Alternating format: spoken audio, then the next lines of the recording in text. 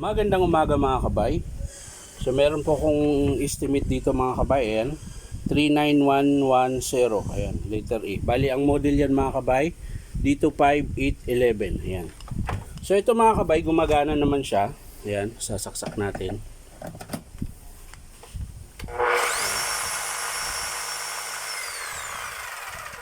Gumagana siya mga kabay, pero wala po siyang hammer. So titingnan natin mga kabay kung bakit wala siyang hammer. So tara, samahan niyo po ako. So ayan mga kabay.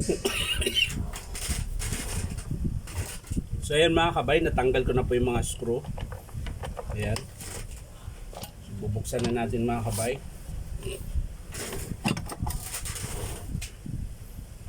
Ayan, kakalasin na natin to. Ito. Tapos yung carbon niya mga kabay, maiksi na. Ayan. Maiksi na po yung carbon, so magpapalit din tayo niyan.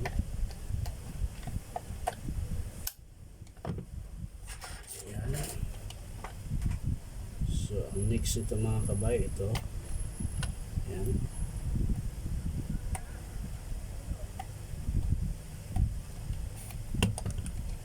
Ayan. Isang tigas. Ayan. Ayan. So kakalasin natin ito mga kabay. Ayan, tabi mo natin dyan. Pati ito. At syempre ito. Lahat po ito mga kabay, kailangan kalasin pag nag-estimate ka. Ayan.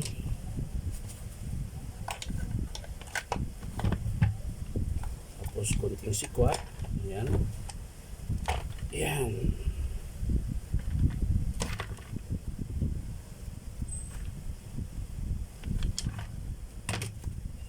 So yan mga kabay. So yan mga kabay, nakalas ko na po. Ayan. Makikita na po natin ngayon mga kabay kung bakit ayaw niya mag-chipping. Ayan. So matrabaho lang to mga kabay, itong 5 kilos na to na DeWalt. So yan mga kabay, pati bearing din po, magpapalit na po tayo. Laki na pong apalag nyo. Ayan. So magpapalit din tayo ng bearing na yan. Tapos hugutin na natin ito mga kabay, rubber mallet. Yan. Yun. So ngayon dito natin malalaman, ayan mga kabay, kung bakit ayaw niya mag-chipping.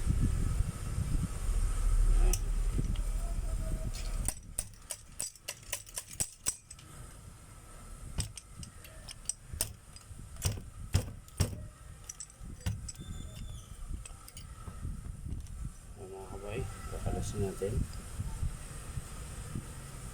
Ayun po, nag-stock up po yung striker mga kabay.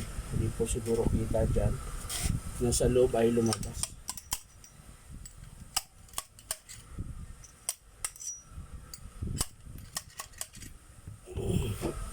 Dapat nalabas dito. So, ay lumabas. Titingnan natin yung connecting rod mga kabay. Ayan. Ayan, sira din po yung connecting rod mga kabayan.